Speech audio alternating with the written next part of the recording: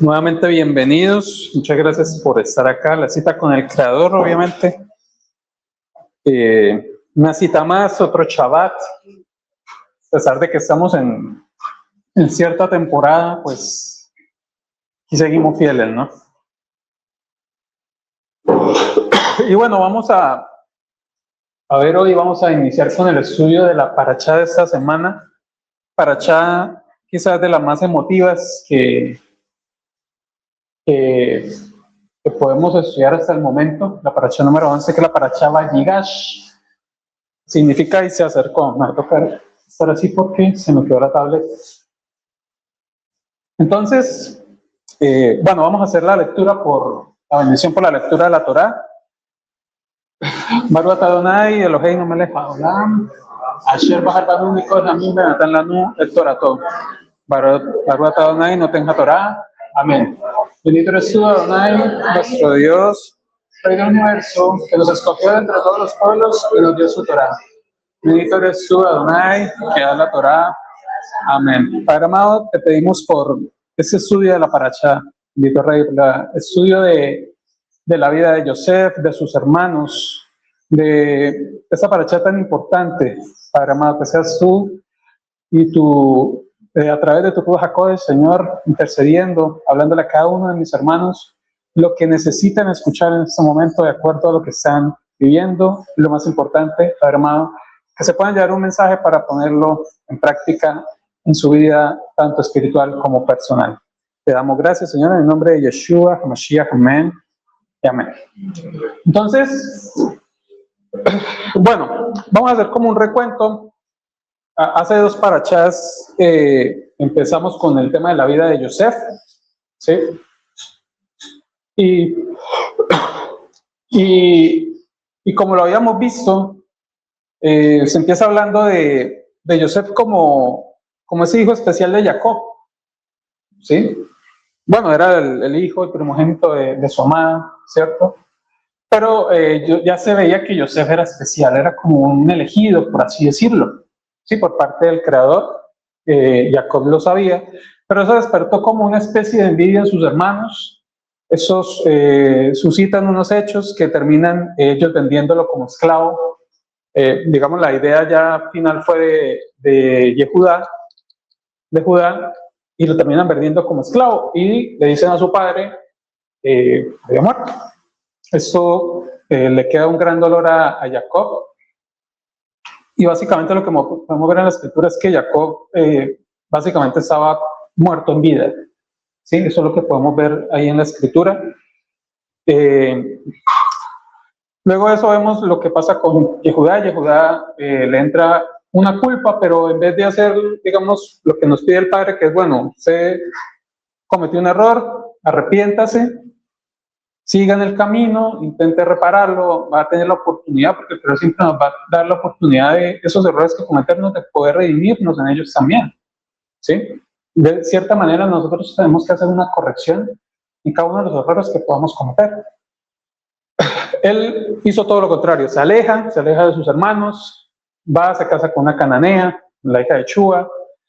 Vemos este acto en contra de lo que habían hecho Jacob, Isaac y de Abraham, de esa advertencia de no se casen con hijas de los cananeos, suscitan unos acontecimientos, en unas consecuencias terribles para Judá, la muerte de sus hijos, luego el tema con Tamar, que eso pues, lo vimos en esa parashá. Luego él, Tamar, en su revelación entendió que esa línea mesiánica debía seguir por Judá, ¿sí? De pronto ya no lo tenía como tan claro, ¿sí? Pero ella entendía que ese linaje debía seguir y que ella había sido elegida, y ella aparece en la genealogía del Mesías. Ya luego vemos nuevamente José cuando llega a Egipto, vemos el tema con la esposa de Potifar, ¿cierto?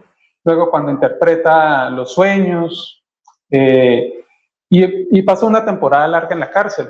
Entonces, lo que nos hablaba el hermano la temporada pasada.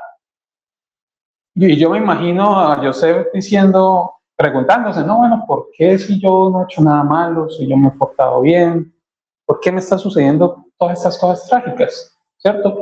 Entonces, obviamente, entre muchas cosas, tenía que darse así la historia para darnos a nosotros también una enseñanza, para ver la tipología del Mesías en la vida de Joseph y un montón de cosas que hoy digamos, va a quedar como concluido el propósito de todo lo que vivió Joseph, ¿sí? Y luego empiezan el tema de la hambruna. Van sus hermanos a buscar a Egipto comida sin saber qué era Joseph. Y bueno, Joseph empieza como a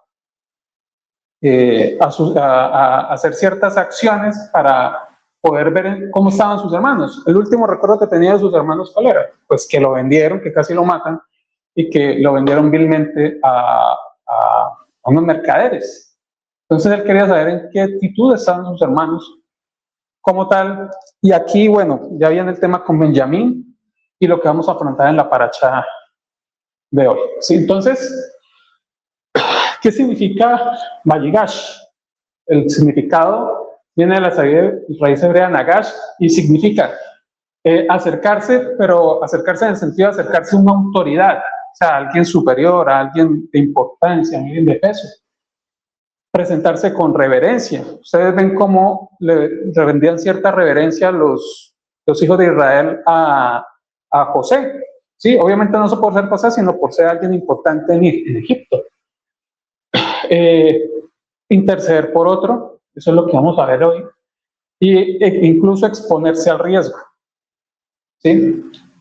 Esta palabra, cuando se usa cuando un sacerdote se acerca al altar. ¿Sí?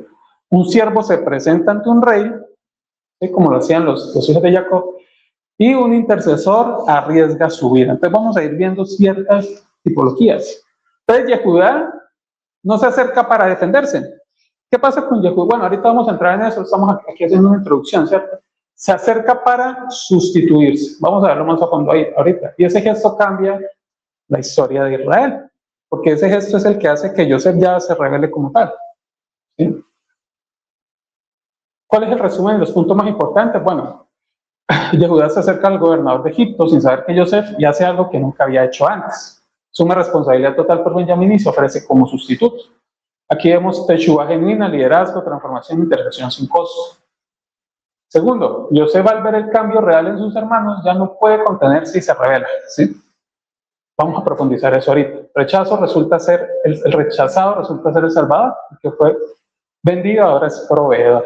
Como dan las vueltas de la vida, dirían por ahí. Pero eso es Dios quien planificó todo así. Tercero, Joseph interpreta todo el pasado a la luz de Dios y declara una verdad eterna. Dios me envió delante de vosotros, que les acabo de decir. Sufrimiento no fue inútil, fue instrumental.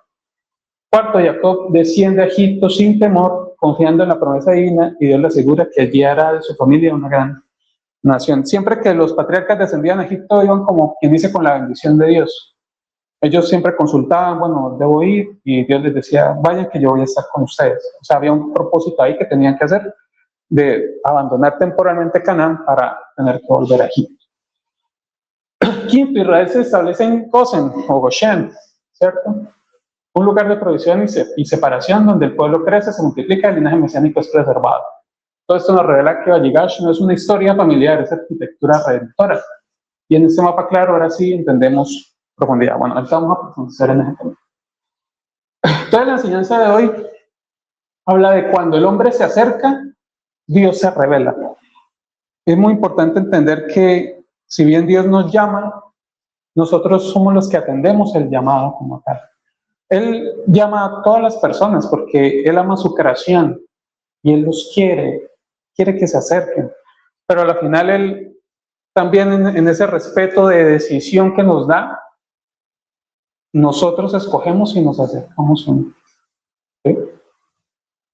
Entonces, eso es lo que pasa con Yehudá.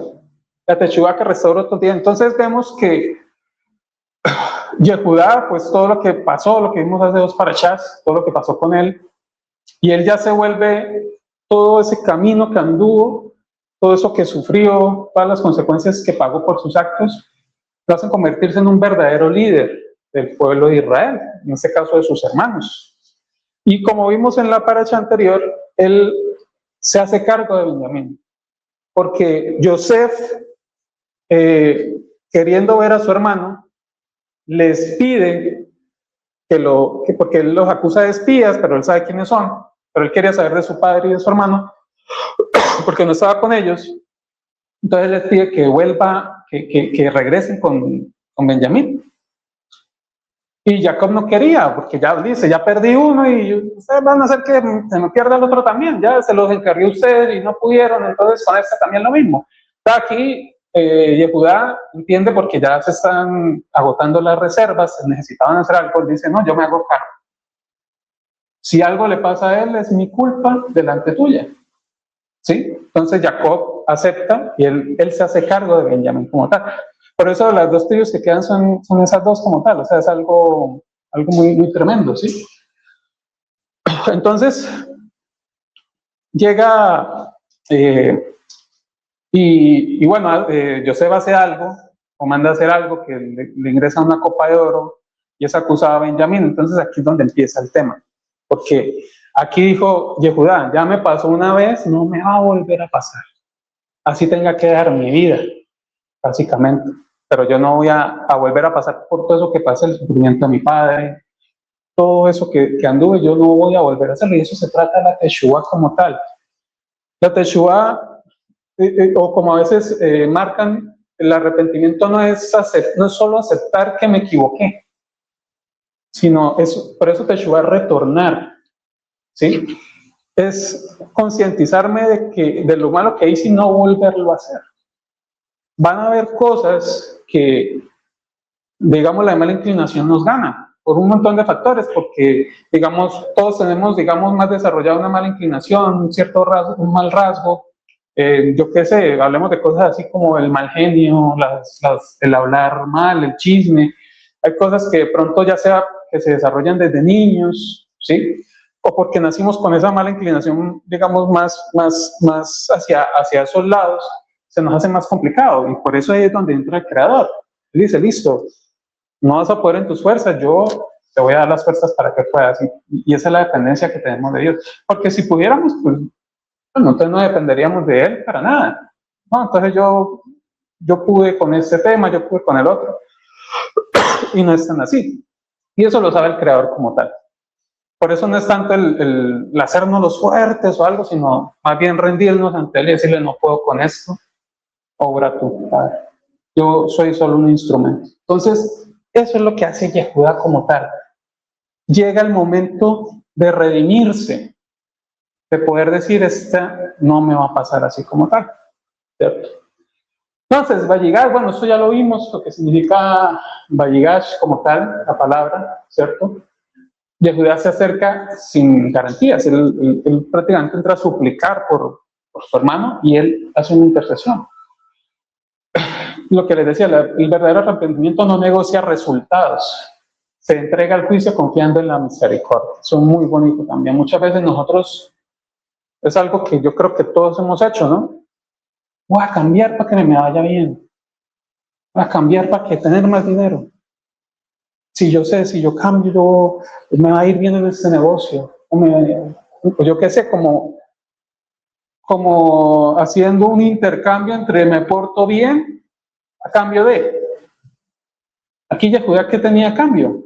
De pronto no quedar mal con su padre, ¿cierto? No causarle un sufrimiento a su padre, pero para él no había nada. Entonces, nuestra teshuvá, nuestro arrepentimiento debe ser dirigido a eso mismo, a no causarle más dolor al Creador, ¿sí? Porque nosotros debemos entender que cada vez que fallamos, le causamos dolor al Padre. Él no quiere que nosotros andemos en pecado, Él no quiere que andemos en malos pasos, Él quiere que andemos rectos, ¿sí?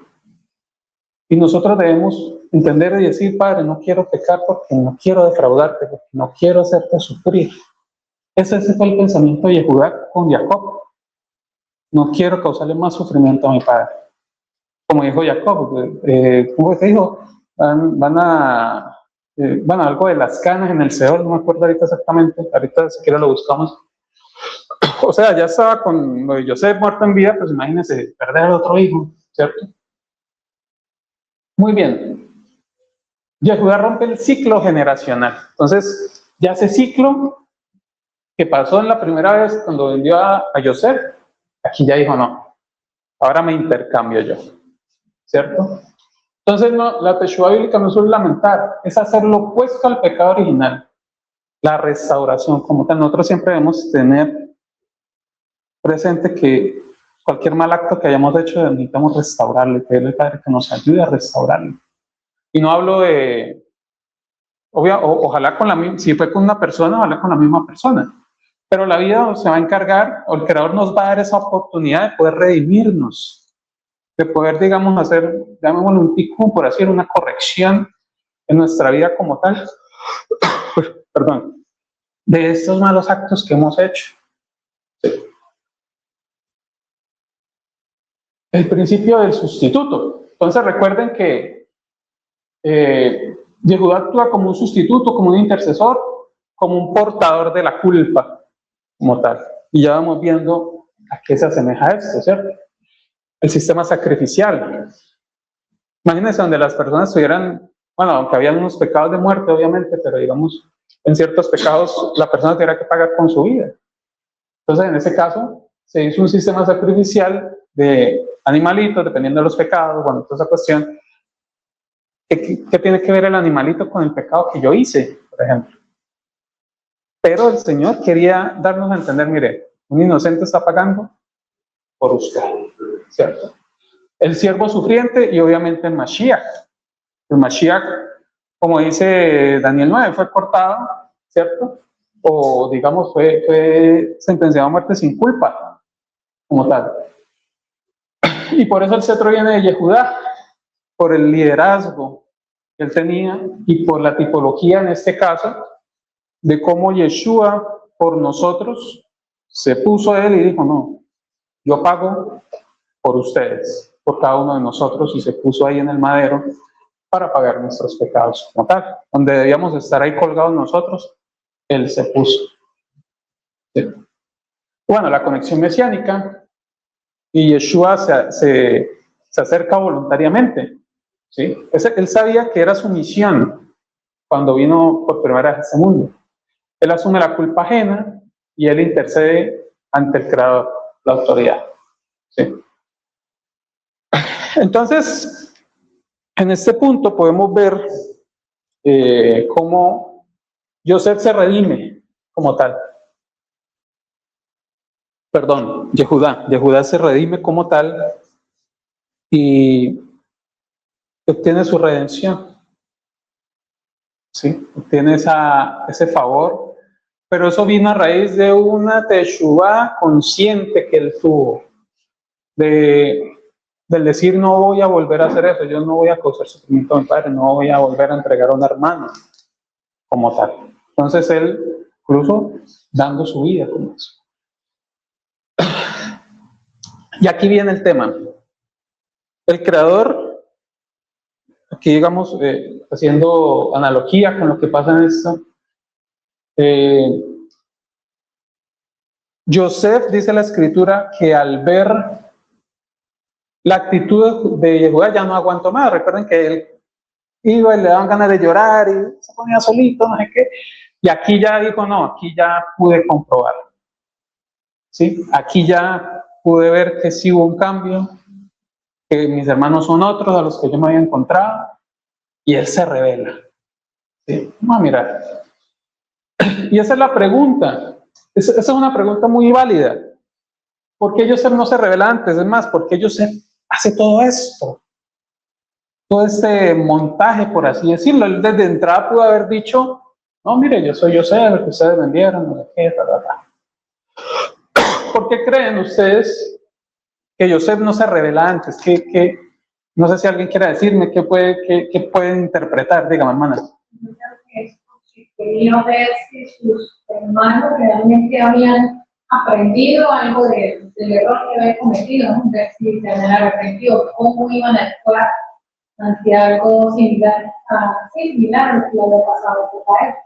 Iban realmente a abandonar a su hermano o lo iban a aprender. Lo sometió a prueba, exactamente. Lo sometió a prueba, exacto. Inclusive esa actitud hacía de que, a ver si los hermanos, hablando así que se pellizcaban y lo reconocían. Debe ser tremendo. Posible que uno puede pasar los años, no recuerda, pero teniendo el espíritu. Exactamente, también, hermano. Entonces, básicamente lo que dice la hermana, digamos, primero Joseph no sabía cómo estaban sus hermanos. El último recuerdo que él tuvo de ellos fue que no lo querían, que lo despreciaban, que era el consentido, que no sé qué, y lo venden. Lo iban a matar, confabularon para matarlo, y luego lo venden como esclavo. Entonces ese es el recuerdo que él tiene y él dice, bueno, vamos a ver qué va a pasar aquí. Y lo que dice la hermana es cierto, hacen algo similar con Benjamín y él quiere ver esa actitud. ¿Qué hacen ellos? Y él empieza a ver arrepentimiento en ellos. ¿Sí?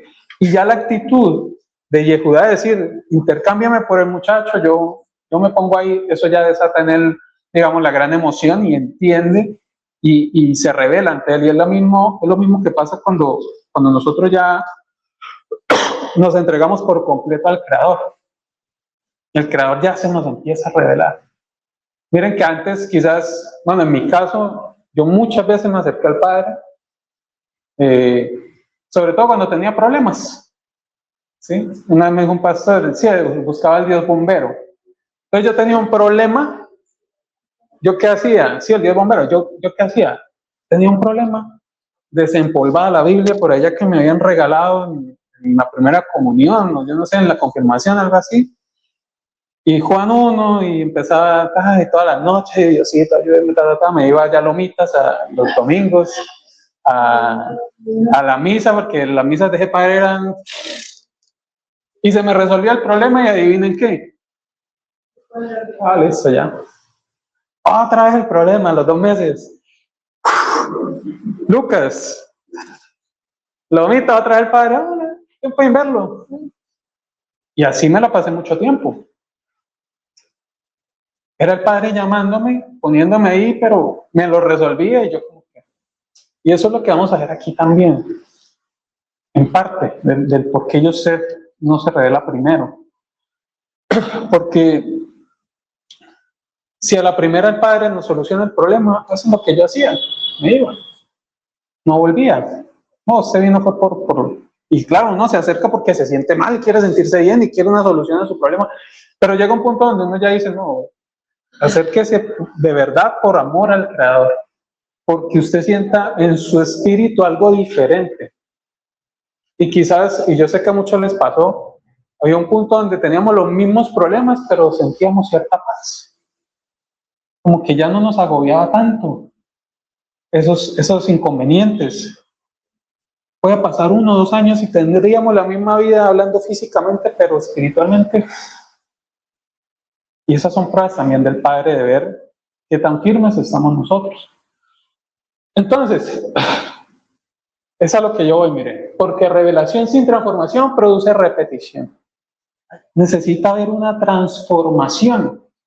Entonces, eso era lo que me pasaba. Yo tenía un arrepentimiento, yo tenía una necesidad, buscaba al proveedor, me proveía, pero ya, y volvía a repetir los mismos patrones de comportamiento, ¿sí? De una persona mundana como tal.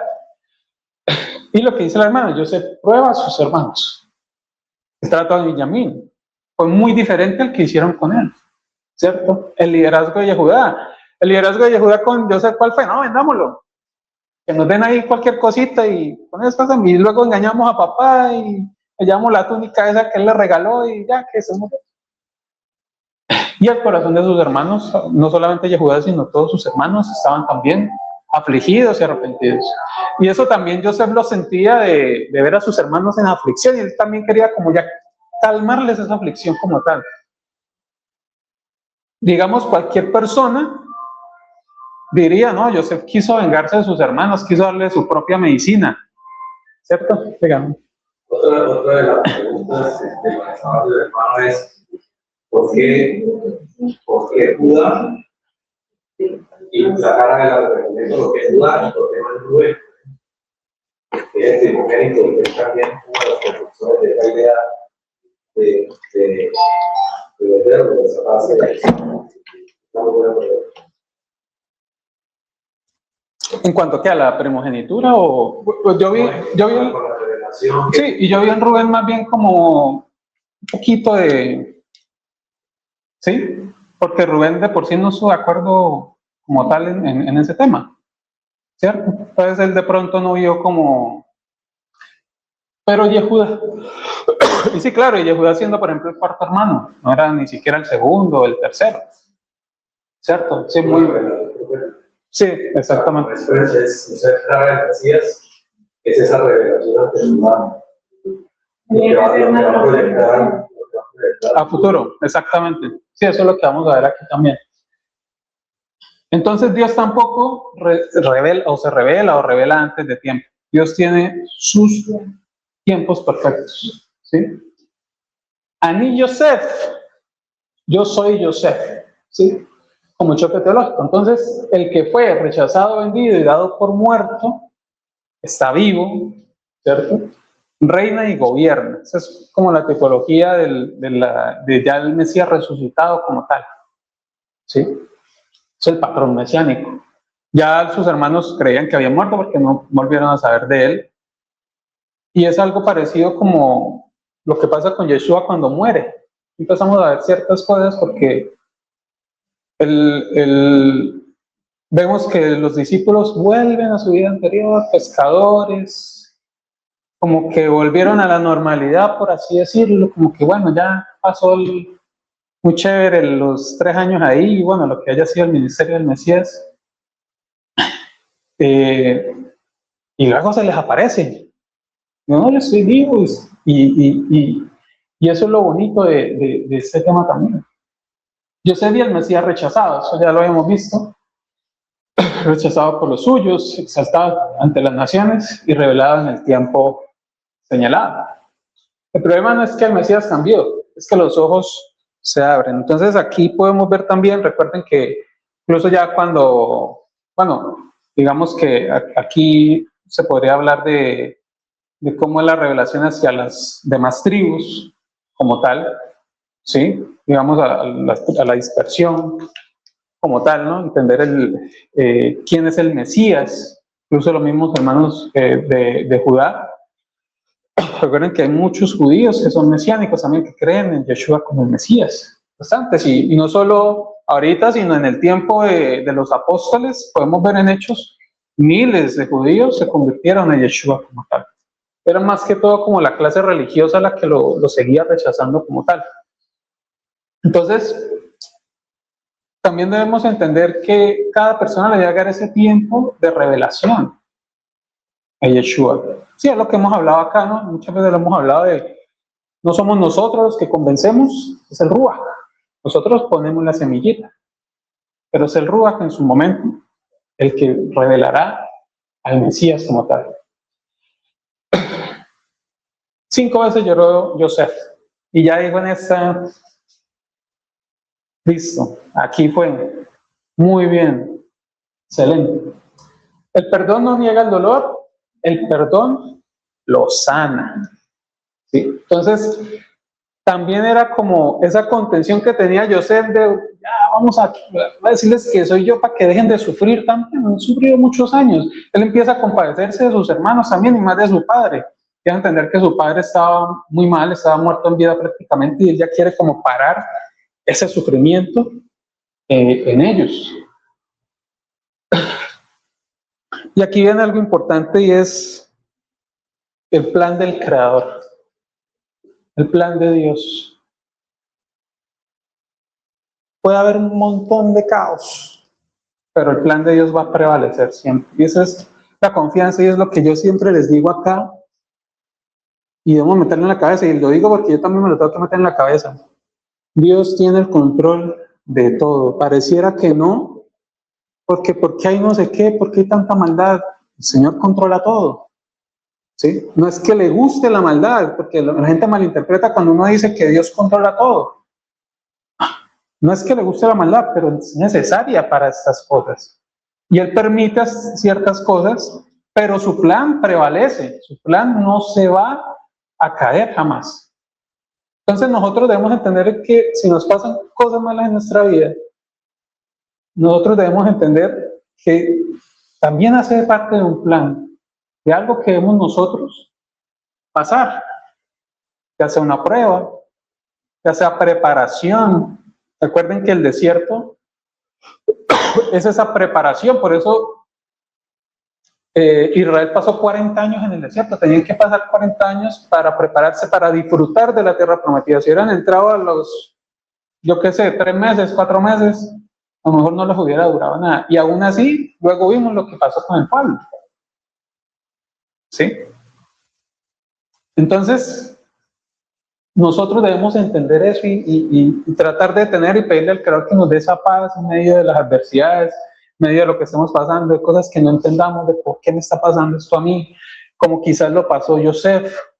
Y a lo mejor cuando Yosef quedó gobernador de Egipto dijo, yo no creo, yo creo que obviamente en su educación, en lo que le había hablado su padre, yo creo que él se seguía preguntando, pero ¿por qué soy yo ahora gobernador de Egipto? O sea, venga, hermano. Viendo en consejo, lo que dice Mesías, uno muchas veces humanamente, no sé si alguno de los que estamos aquí o habrá vivido en algún momento de su vida, uno muchas veces quería pagar un precio por algo que uno quería recibir. Voy a poner un ejemplo. En un tiempo nomás tuve un enferma y yo le arrodillé y dije, Señor, yo voy a dejar de tomar porque queda, además no quedan como 7 meses y voy a dejar de hacer esto, pero que la sane. Era algo que a mí me costaba, yo hacía muy seguido, que era la de los 16, 17 no. Exacto. Entonces yo decía, no, yo hasta el 31 de diciembre a las 12 no vuelvo a tomar y vuelvo a ir a bailar. Pues, uno muchas veces quiere pagar un precio a cambio de algo. Y me decían, pues pagó ese precio, pero el hombre, por naturaleza, siempre llevaba un sacrificio para sí, pero digamos que en ese ejemplo. Y el sacerdocio, ¿quiénes se opusieron? El sacerdocio. Sí. Se opusieron a que el Mesías era ese cordero y que había pagado un precio y ellos no lo veían como eso. Por eso es que no lo aceptaban.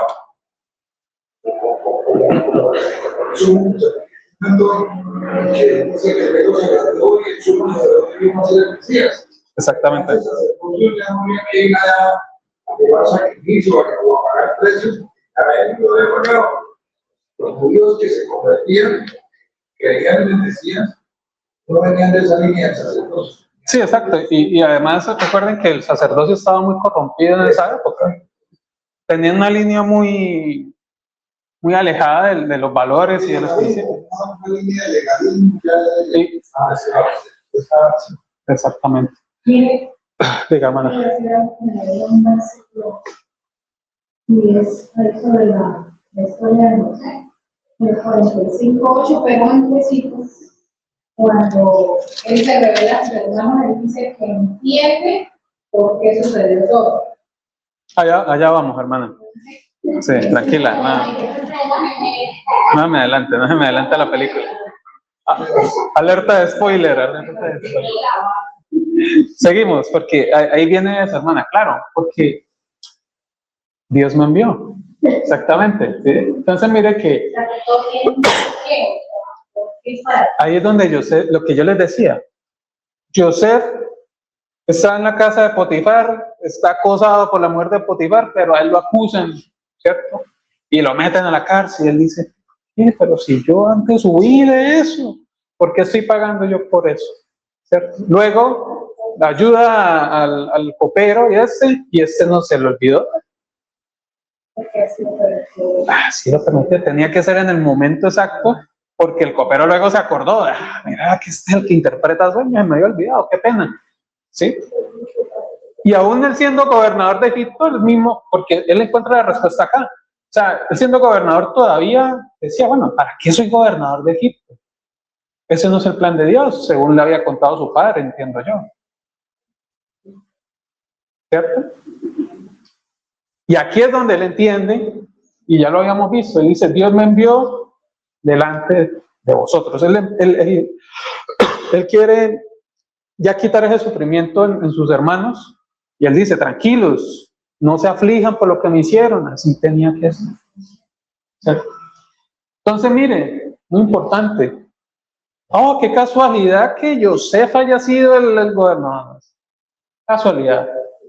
Ni el destino, ni nada. Nosotros no creemos en esas cosas porque hay un Dios que lo controla todo, ¿cierto?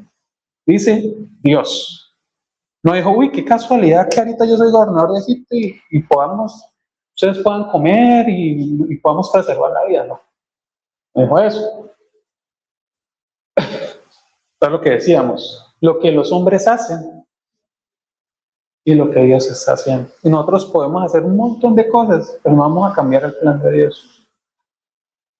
De pronto hacemos cosas que no deben hacerse y vamos a sufrir consecuencias de eso, pero el plan de Dios va a prevalecer siempre. Entonces, ambos son reales, pero solo uno gobierna. ¿Quién me lee Romanos 8:28? Por favor, que es un verso que a mí me gusta muchísimo. Un verso que es muy bonito y que deberíamos nosotros tener muy presente.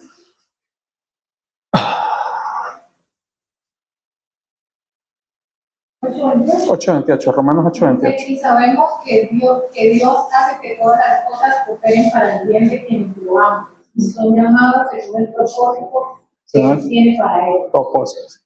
Todas las cosas son para bien de los que le aman. ¿Sí? Y esto según para quienes lo aman, obviamente. Exactamente. Quienes lo aman, todo es para bien. Yo amo a Dios, ¿y por qué me pasa todo esto? Entendamos, para mí bien. En su momento lo sabré. Y ahí es donde debemos pedir fortaleza al Padre, de decir, bueno, Padre, no entiendo, pero ayúdame, a ver, hazme fuerte, hazme entender en su momento, pero ayúdame a aguantar, a soportar, a no deprimirme, a no... Que no está mal, hermanos, tampoco, o sea, tampoco nosotros podemos estar todo el día con la sonrisa, pero ya cuando nosotros caigamos en cuenta de que no puedo estar así todo el día deprimido, no puedo estar así cabizbajo, Padre, ayúdame, dame alegría, ayúdame a vivir con alegría a pesar de las circunstancias. Sí, eso es muy importante. Entonces, entender eso, hermanos. Todo coopera para bien. Todo es para bien de los que le aman. Muy importante entender eso. Y los que son llamados conforman su propósito. ¿Por qué? Porque su propósito, su plan, se va a cumplir. Imagínese, usted va a ver una película y usted ya sabe el final, ya sabe cómo va a ser. Qué aburrido. La idea es esa. La cruz, ¿cómo va a llegar supremo? Y aquí viene el tema de lo que les hablaba ahorita. Pareciera que todo estuviera acabado para los hijos de Israel, porque no tienen, primero, todo el sufrimiento que han pasado por lo que pasó con Joseph. No han podido estar en paz, no han podido estar tranquilos. Jacob está muerto en vida. Y encima de eso viene una hambruna tremenda, ¿cierto? Y lo mismo pasó, y es lo que les decía ahorita, cuando el Mesías muere, es crucificado o es colgado en madero y muere, y los discípulos vuelven a lo mismo otra vez. Aunque bueno, aquí llegamos, aquí fue la aventura muy bonita y todo, buenas aventuras, todo chévere, pero como que hay se apagan como tal, ¿cierto? Pero eso fue la victoria, bendito sea el Padre, más bien, la muerte y la resurrección del Mesías como tal, obviamente. Esa fue la victoria y la redención. Todo eso que pasó Joseph, que pasaron sus hermanos, fue la victoria también para que ellos pudieran y para que el pueblo pudiera prevalecer, para que se conservara el linaje no solo mesiánico, sino esa promesa que se le hizo a los padres, que en esa simiente serían benditas todas las familias, que se iban a multiplicar, como las estrellas del cielo, como la arena del mar. ¿Cierto? ¿Qué me lee Hechos 3 del 17 al 18, por favor? 3, Sí, Hechos 3, 17 y 18. Mas ahora, hermano, sé que por ignorancia lo habéis hecho, como también vuestros gobernantes, pero Dios ha cumplido así lo que había antes anunciado por boca de todos sus profetas, que Jesucristo había de padecer. Que él había de padecer. Siga, hermana, si quiere no Así sé si me puede que cortar. arrepentidos y convertidos para que sean borrados de vuestros pecados, para que vengan de la presencia para que vengas de la presencia del Señor tiempos de refrigerio.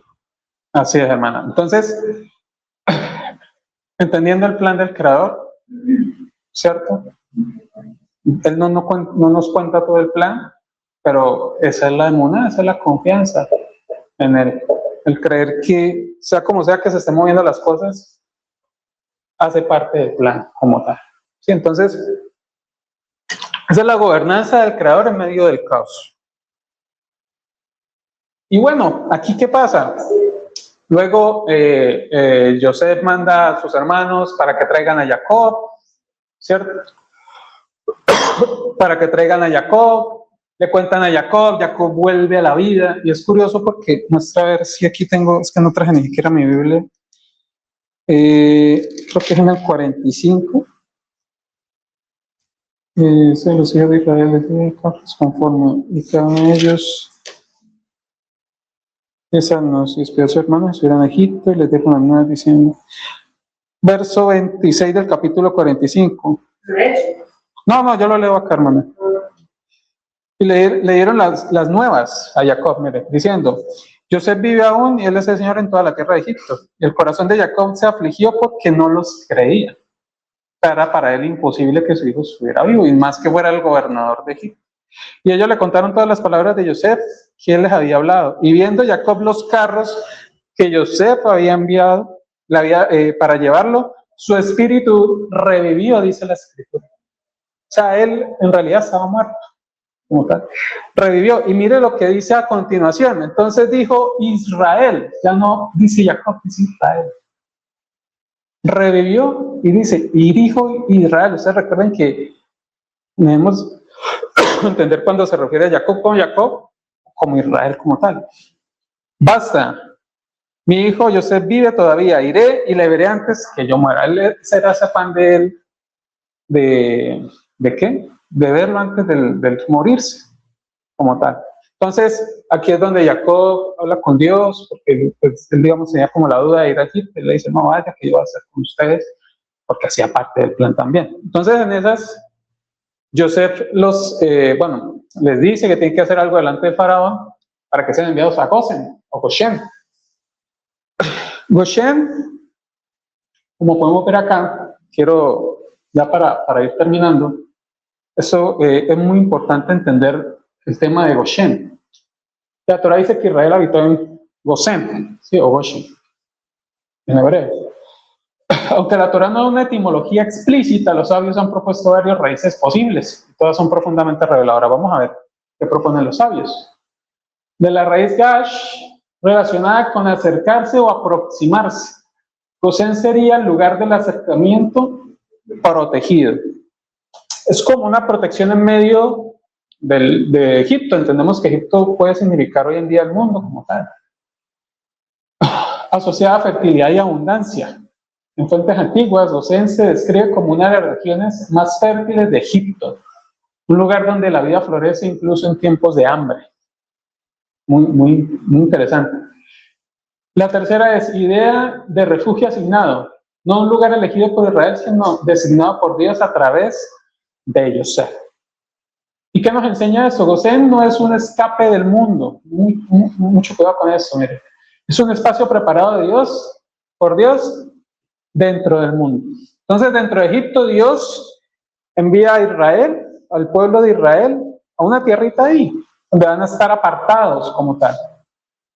Y así estamos nosotros hoy en día. De pronto no en una tierra, ojalá pudiéramos estar como quien dice, todos los hermanos en una misma tierra, sí, sería muy bonito. Pero, por ejemplo, yo hago una tipología que es, por ejemplo, ahorita en estas fiestas mundanas, ¿cuál es nuestro Goshen? Como ese lugar, podemos llamarlo seguro, aún estando en el mundo, ¿cierto? Podemos decir, por ejemplo, Hanukkah, que lo celebramos hace poco. En la semana, el Shabbat. Ese es nuestro Goshen. Como tal, las fiestas. Todo eso que nos distingue como pueblo como tal. Que es despreciado, y van a ver ahorita por qué. Es despreciado por el mundo como tal. ¿Cierto? Gosén no es asimilación, es separación con propósito. Esto es interesante porque, mire, Egipto aborrecía a los pastores. ¿Qué les dice José a los hermanos? Digan, ustedes son pastores de ovejas, para que puedan pastorear ahí. Para los egipcios los aborrecían a los pastores de ovejas. Pero en la Biblia vemos la importancia del pastor. Yeshua es el buen pastor. Esa tipología del pastor que guía a la oveja, que la alimenta, que la cuida, que la protege de los lobos, que va y la busca cuando se pierde, ¿cierto? El pastor roe, si pudiéramos, bueno, no voy a entrar ahorita a rayar el tablero, pero la palabra roe hace una, la R es, la resh, que es la R, es como la cabeza, y roe, y creo que la hey, bueno, no, mejor dicho, no voy a entrar acá porque no me acuerdo ahorita muy bien, pero es esa guía como tal, la cabeza que dirige como tal, ¿cierto? No, eso no fue problema, fue una protección divina. Ah, bueno, no les gustan los pastores, nosotros somos pastores, no vamos a hacer nada. Exactamente. Mientras Egipto, es lo que yo les digo, mientras Egipto vivía en idolatría, confiaba en el Nilo era prácticamente un dios para ellos, y adoraba ese sistema. ¿Qué pasaba con Israel? Vivía apartado.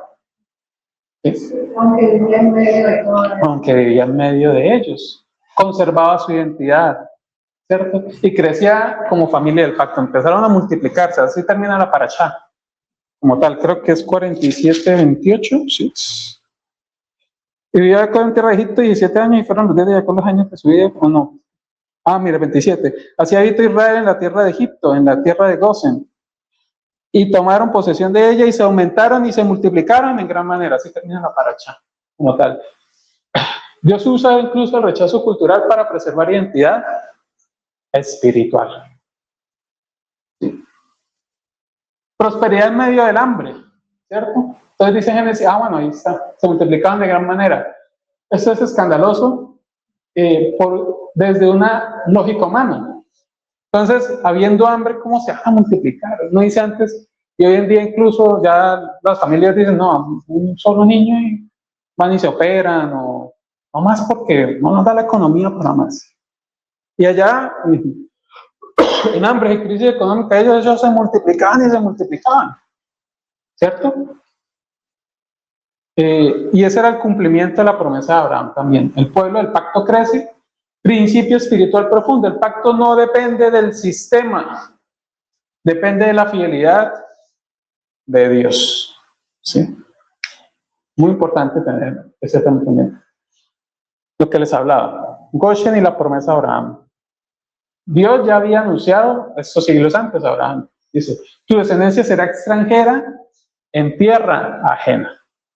¿Sí? Viéndose esa profecía. Gosén la cumple, ¿cierto? ¿Y qué nos enseña eso? La promesa no siempre se cumple en línea recta. A veces pasa por exilio antes de manifestarse. Fue lo que le pasó a Israel antes de llegar a Canaán. Bueno, lo inverso, ¿no? Aquí de Canaán llegan a Egipto. Pero luego, ahorita vamos a verlo en parashas futuras, ya en Éxodo como tal, cuando ellos son sacados, eso no fue soplar y hacer botellas y ya llegaron allá a Canaán. Y básicamente ellos permanecen mucho tiempo por el tema de los espías. Bueno, eso lo vamos a ver en la parashá. Pero los espías hablan mal de la tierra que Dios les había dado, diciendo, no, hay gigantes, no, esa tierra nos va a devorar. Y Dios los castigó a ellos 40 años en el desierto, por eso, por la Shonjara, como tal, sobre la tierra de Canaán, de la tierra prometida. Y bueno, la conexión mesiánica, sin Goshen no hay preservación del linaje, obviamente, no hay David, no hay Mesías, no hay genealogía como tal. Dios guarda el linaje antes de revelar al Redentor. Entonces,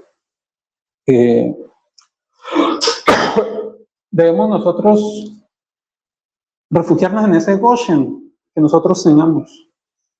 Shabbat hoy en día, que somos en Goshen, en medio de las naciones. Ahorita la gente está pensando en rumba o en paseo, qué ver qué hace mañana, ¿sí? Nosotros estamos aquí en Goshen, alejaditos y tratar, obviamente, por ejemplo, hay gente que dice, yo quisiera, para no tener que aguantar eso, me quisiera irme a vivir por allá como un ermitaño en una montaña, no conocer a nadie y así no va a tener, y yo digo, bueno, ¿qué son las pruebas entonces? No, ¿cuál es la gracia? ¿Cuál es la gracia del juego, por así decirlo? Nosotros nos enfrentamos a diario a personas para probarnos, para probar nuestro comportamiento, nuestro carácter, si estamos mejorando. Es como un atleta. ¿Cómo vas a ver si es bueno o no? Pues tienes que estar corriendo y corriendo y corriendo y corriendo. No puede decir, no, yo soy bueno y ya, y el día de la competencia voy y corro, va a perder. ¿Sí? Entonces tampoco se trata de... Pero obviamente van a haber situaciones donde sí tenemos como Joseph, corre acá, aquí no hay nada bueno. Pero hay otras donde pues, sí debemos afrontar, debemos probar nuestra paciencia, ¿cierto? Todas esas cuestiones.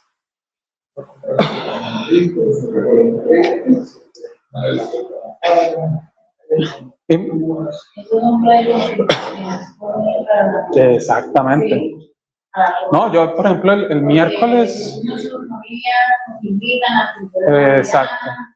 Alrededor del 31 de diciembre, y a veces no se siente algo que ellos quieren. Sí, y de por sí hay muchas familias. La unión familiar y todo eso.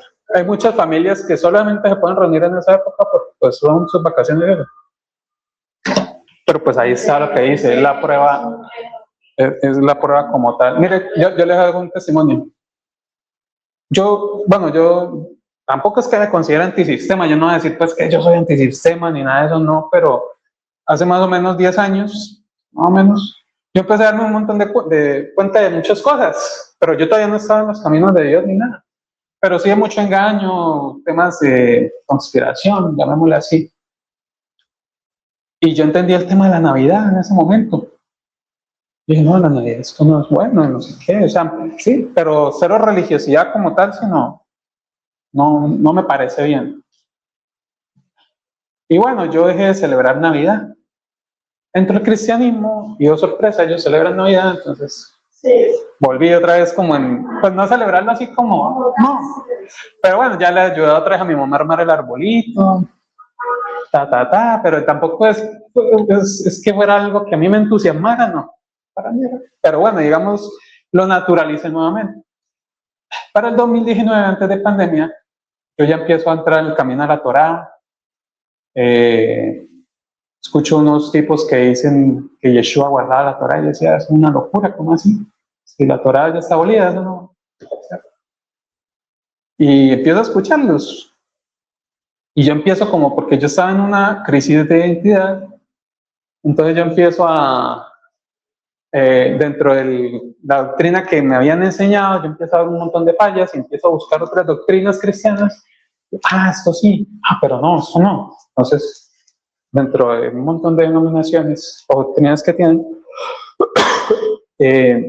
obviamente sin faltar respeto ni nada, simplemente pues son las cosas que hay y bueno, cada quien en su momento tendrá su tiempo, ¿cierto? Y yo, eso fue a finales del 2019, como octubre más o menos. Y yo, bueno, entiendo que soy Israel y empiezo esa transformación, ¿no? Y vuelvo a entender que en Navidad, ¿no? Que es Levítico 23 y toda esa cuestión. Pero yo como que caigo en cuenta. Y justamente mi mamá le da apendicitis, no, cálculos en la vesícula. Y ella la tiene que operar de urgencia, toda esa época. Y prácticamente sí, eso fue como para noviembre de ese año. Y prácticamente ese año mi mamá, no sé por qué, decía regalar al arbolito de Navidad. Mi mamá nada que ver con las creencias mías en ese aspecto, o sea, no, yo no voy a armar arbolito ni nada de eso. Y regaló el arbolito. Y en mi casa, ella sí tiene como un pesebrito por ahí escondidito, pero eso ni lo mira.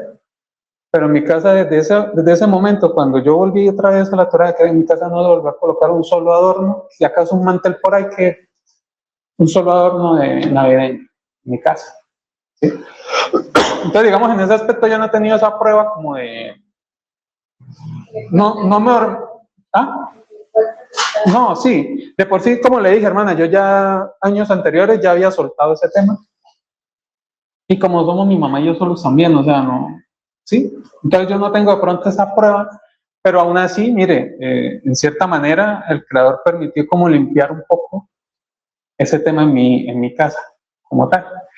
Y por ejemplo, el 24, yo quería dormirme temprano, pero es que ese ruido es horrible, o sea, ahí sí me gustaría irme a una finca, yo no sé.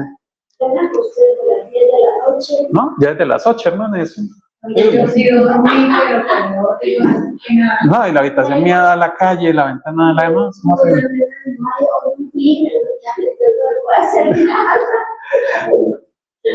No, y la pólvora, y bueno, eso es bueno. Listo. Entonces, ¿cómo aplicamos Goshen hoy? Lugares donde no encajamos del todo, mire, lo que estamos hablando. Temporadas donde Dios nos esconde, es muy importante.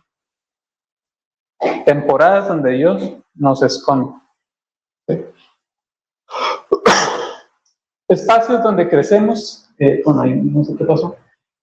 Y tal vez no estás en la promesa final o digamos en el tramo final, aún no estamos.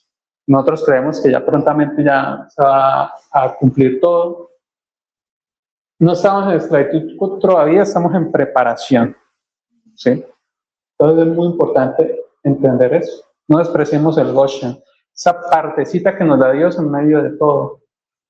Y aún nos falta, yo en lo personal, nos faltan muchas cosas por corregir, por limpiar, por sacar de mi vida. Pero bueno, ese es el proceso también. No podemos pretender tampoco ni llenarnos de esa ansiedad de querer hacer todo de una. No, un proceso para que sea algo natural, para que sea algo y con entendimiento. Yo creo que eso es muy importante lo que dice el hermano. Cuando llega el verdadero entendimiento, ahí es donde hacemos el... Porque a veces uno no vuelve a eso porque uno dice, pero no me parece tan malo el mercado. ¿Sí? Goshen no es para siempre, mire, eso fue algo temporal. Y eso lo vimos cuando Adonai saca a Israel de allá. Pero Goshen fue un tema de protección. Recuerden que cuando las plagas no llegaban a Goshen como tal, no tocaban al pueblo. El agua tenía sangre, el Goshen estaba purítica, ¿cierto? Las moscas, por Goshen ni una mosquita, pero allá el faraón con el matamosca, a ver qué podía hacer. El cordero muere en Goshen como tal y su sangre protege a los primogénitos de Israel, como tal del ángel de la muerte, ¿cierto? Goshen fue protección, pero luego Egipto se volvió opresión. O sea, va a llegar un momento donde vamos a estar oprimidos igual porque estamos dentro del sistema aún, digamos, preservados, pero estamos aún ahí. El mismo lugar que protege puede convertirse en esclavitud si olvidamos que no es el destino final. Entonces entender que esto que estamos viviendo no es el fin como tal, es algo temporal y pasajero, ¿cierto? Por eso Dios más adelante dice, deja ir a mi pueblo. Y bueno, ya para terminar la reflexión, Vayigash no termina en Egipto, termina en el corazón. Perdón, la reconciliación. Si Yehudá no se acerca, Yosef no se revela. Recuerden, Yosef ya llega, se revela cuando Yehudá se acerca como tal. Se ofrece, cambio y demuestra ese auténtico arrepentimiento y ese querer redimir eso que quizás no hizo con Yosef, querer hacerlo con Benjamín como tal. El cielo responde a la postura, no a la excusa. Muchas veces nosotros nos quedamos en excusas, hermanos. Eso es muy importante. Pero yo lo hice porque sí, porque es que había que hacerlo así. No, la techudad es arrepentimiento. Así lo hayamos incitado a pecar, por X o Y motivo.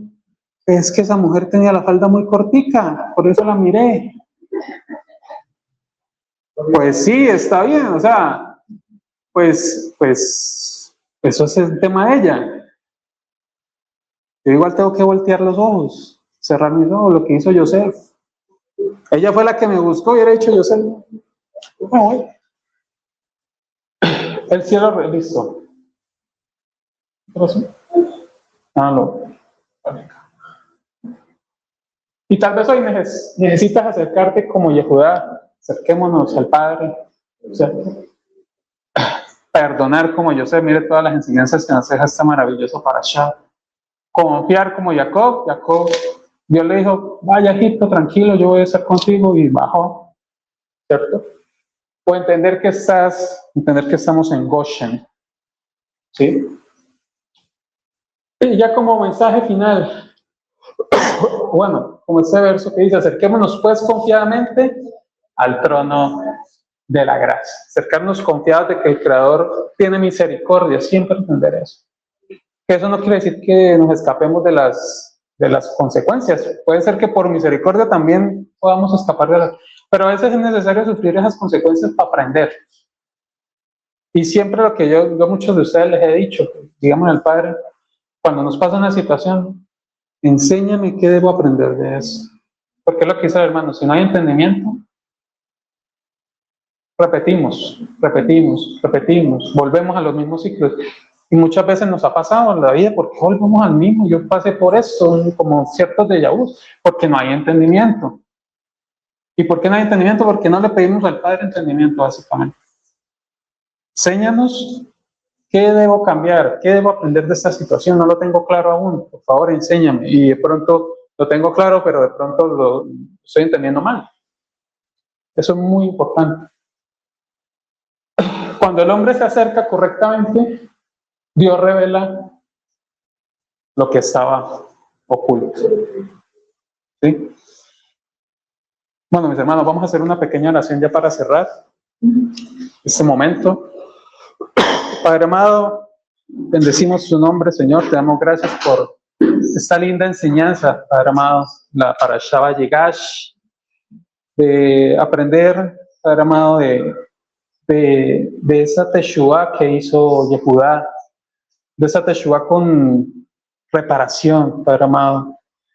Ayúdanos a tener entendimiento en cada una de las fallas que tengamos, en cada uno de los tropiezos, para no volver a repetirlos, para no seguir repitiendo esos mismos patrones, Señor. Danos entendimiento, danos sabiduría, enséñanos la lección de cada caída que tengamos. Y en cada error que cometamos, Padre amado, danos la oportunidad de redimirnos, así como lo hizo Yehudá.